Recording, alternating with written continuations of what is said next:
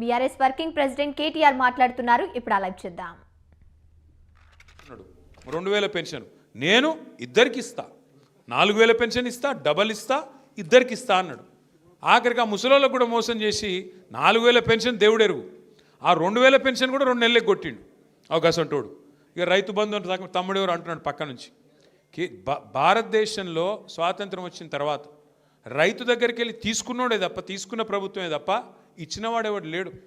మొట్టమొదటిసారి 73,000 కోట్ల రూపాయలు రైతుల ఖాతాల్లో, 70 లక్షల మంది రైతుల ఖాతాల్లో వేసిన నాయకుడు కేసీఆర్. నేను ఇంకొక మాట కూడా ఇక్కడ చెప్తా. చాలాసార్లు నేను చూస్తూ ఉంటాను, ఈ అగ్రవర్ణాలు, సోకాళ్ళ అగ్రవర్ణాలు కొన్ని ఉంటాయి. రెడ్డిలంటే, బ్రాహ్మలంటే, వైశ్యులంటే, వెలమలంటే, కమ్మాస్ అంటే, రాజులంటే ఉంటారు. తెలంగాణలో 5-6 కులాలు ఉంటాయి. వాళ్ళు ఎప్పుడు గులుగుతూ ఉంటారు, మాకేం ఒరిగింది ప్రభుత్వం నుంచి, మాకేమొచ్చింది, మాకేమైనా వచ్చిందా ప్రభుత్వం నుంచి అని మాట్లాడుతుంటారు. నిజంగా ఫస్ట్ టైం అగ్రవర్ణాల్లో ఉండే పేదవాళ్ళకు కూడా, అగ్రవర్ణాల్లో ఉండే వ్యవసాయదారులకు కూడా ఏదన్నా ప్రభుత్వం ఇప్పటిదాకా మేలు చేసింది అంటే అది కేవలం కేసీఆర్ గారు రైతు బంధు లాంటి పథకం ద్వారా మొట్టమొదటిసారి మేలు జరిగింది. బీసీ, ఎస్సీ, ఎస్టీ అన్ని వర్గాలతో పాటు పేదలు ఏ వర్గంలో ఉన్నా వారికి మేలు చేయాలనే సంకల్పం కేసీఆర్ గారిది.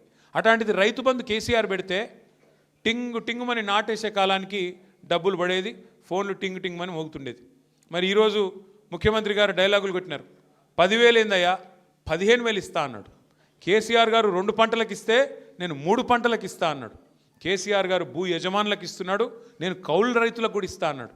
రైతు కూలీలకు కూడా డబ్బులు ఇస్తా అన్నాడు. ఇలా రాష్ట్రంలో ఉండే రైతన్నలు ఆలోచించాలి. ఎవరినైతే నమ్మి మీరు ఓటేసినారో వచ్చిందా 15,000? వచ్చిందా రైతు బంధు? రాలేదు. కౌలుదారులకు వచ్చిందా రైతు బంధు? రైతు కూలీలకు వచ్చిందా ఆత్మీయ భరోసా? రాలేదు. ఏమన్నంటే ముఖ్యమంత్రి ఒకటే నేర్చుకున్నాడు. 4,000 పెన్షన్ ఏంది, 2,000 పెన్షన్ చేసి 4,000 చేస్తానో కదా ఏది అంటే, ఆయనకు వచ్చింది ఒక భాష.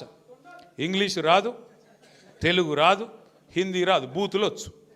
కేవలం బూతుల భాష. పోనీ తెలుగు అన్న చక్కగా వస్తుందా అంటే తెలుగు కూడా చక్కగా రాదు, బూతులు మాత్రం వచ్చు. నువ్వు గట్టిగా అడిగినావు అనుకో, ఏమైనా 4,000 పెన్షన్ అంటే నీ లాగులో తొండలిడుస్తా. 2,500 ఏదయ్యా బాబు నువ్వు చెప్తివి కదా అంటే నీ గుడ్లు వీకి గోటీలు ఆడతా. రైతు బంధు ఇస్తా అంటివి కదా, ఏమైందా స్వామి అంటే నీ పేగులు తీసి మెడలు వేసుకుంటా. ఇంకో డైలాగ్ నేర్చుకున్నాడు, పండబెట్టి తొక్కుతా. నిజంగానే పండబెట్టి తొక్కుతున్నాడు, కరెక్టే. ఎవరిని తొక్కుతున్నాడు? మొత్తం రియల్ ఎస్టేట్ను వండబెట్టిండు, మొత్తం మీ రంగారెడ్డిలోని తొక్కుతున్నాడు. ఇది వాస్తవం. రియల్ ఎస్టేట్ను పండబెట్టిండు, తొక్కుడు తొక్కుతున్నాడు 2 ఏళ్ళకి వెళ్ళి. ఆ తొక్కుట్లో ఊరూరా ఉండే పిల్లగాళ్ళు రంగారెడ్డిలో. రియల్ ఎస్టేట్ అంటే ఒక భూ యజమానులే కాదు కదా, కొనుక్కుంటోళ్ళు అమ్ముకుంటోళ్ళే కాదు కదా, దాని చుట్టూ ఆధారపడ్డ వ్యవస్థ ఉంటుంది. ప్రతి ఊర్లో పిల్లలు ఎంతమంది కొనుక్కున్నారు ఫార్చునర్లు, ఎంతమంది కొనుక్కున్నారు కార్లు, రియల్ ఎస్టేట్ బాగున్నప్పుడు. యాదికి లేదా మనకు? ఏ ఊరికోతే ఆ ఊరికి, అజీజ్ నగరు, మొయినాబాదు, ఆ దేవుని ఎర్రవెల్లి, ఏడికోతే చేవెళ్ళ మొత్తంలో ఏడికి పోయినా ఒక్కొక్క ఊర్లే ఎన్ని కార్లు కొన్నారు? ఉన్నాయా? ఎప్పుడు పీకినాయన్ని? వాడు ఫైనాన్స్ వాడు గుంజుకపోయిండా. ఎందుకంటున్నా అంటే ఈ పరిస్థితి వచ్చింది. మళ్ళీ ఈఎంఐ కట్టకపోతే వాడు గుంజుకపోయే పరిస్థితి వచ్చింది. ఎందుకు అంటే ఒక మనిషి ధైర్యంగా ఉంటే, సంపద పెరిగితే ఆయన కుటుంబం మొత్తం ధైర్యంగా ఉంటుంది, ఆయన ఊరు ధైర్యంగా ఉంటుంది, ఆయన వ్యవస్థ మొత్తం ధైర్యంగా ఉంటుంది, ఆయన మీద ఆధారపడ్డ వాళ్ళు ధైర్యంగా ఉంటారు. ఇలా మన కళ్ళ ముంగట్నే మీ ఆస్తి హారతి కర్పూరంలోకి కరిగిపోతుందంటే దానికి సన్నాసి ప్రభుత్వమే కారణం. అయితలేదు వీళ్ళతో నడుపుడు. అయితే ఒక్కటి మాత్రం మంచిగా నేర్చుకున్నాడు. ఏమైందా రేవంత్ రెడ్డి గారు, మరి 6 గ్యారెంటీలు అమలు చేస్తలేవు ఏం సంగతి అంటే, మొదలేమో ఎకిల్ నవ్వులు నవ్వి నేను లంకె బిందెలు ఉంటాయనుకొని వచ్చినా, ఇక్కడ లంకె బిందెలు లేవు అంట.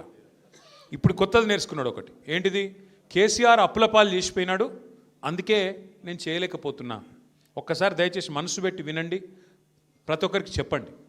నేను చెప్తున్న మాట కాదు ఇది.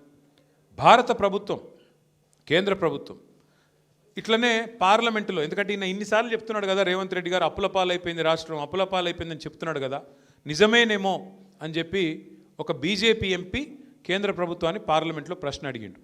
అసలు తెలంగాణ రాష్ట్రంలో కేసీఆర్ చేసిన అప్పెంత తెలుసండి? ఎందుకంటే డిప్యూటీ సీఎం ఏమో బట్టి విక్రమార్కనేమో 6 లక్షల కోట్లు అంటుండు, ముఖ్యమంత్రి రేవంత్ రెడ్డి ఏమో 8 లక్షల కోట్లు అంటుండు, జూపల్లి కృష్ణారావు 7 లక్షల కోట్లు అంటుండు. వీళ్ళకే శృతి లేదు మంత్రులకు. అసలు విషయం ఏంది చెప్పండి అని ఒక బీజేపీ ఎంపీ కేంద్ర ప్రభుత్వాన్ని అడిగితే, కేంద్ర ప్రభుత్వం రిజర్వ్ బ్యాంక్ని అడిగింది, కంట్రోలర్ అండ్ ఆడిటర్ జనరల్ని అడిగింది, కాగ్ని అడిగింది. అడిగి మొత్తం లెక్కలు తీయమంటే వాళ్ళు మొత్తం హిసాబ్ కితాబ్ చేసి పార్లమెంట్లో సమాధానం చెప్పారు. ఏమని చెప్పిండ్రు? కేసీఆర్ పదవి బాధ్యత తీసుకున్న నాడు జూన్ 2, 2014 ఆ రోజు రాష్ట్రం నెత్తి మీద ఉన్న అప్పు 72,000 కోట్లు. కేసీఆర్ దిగిపోయిన నాడు రాష్ట్రం నెత్తి మీద ఉన్న అప్పు 3,50,000 కోట్లు. అంటే విరాసత్గా వచ్చిన 72,000 కోట్లు తీసేస్తే మరి కేసీఆర్ చేసిన అప్పు ఎంత? 2,80,000 కోట్లు. 352 మైనస్ 72 చేస్తే 2,80,000 కోట్లు. అవును, అప్పు చేసిండు కేసీఆర్.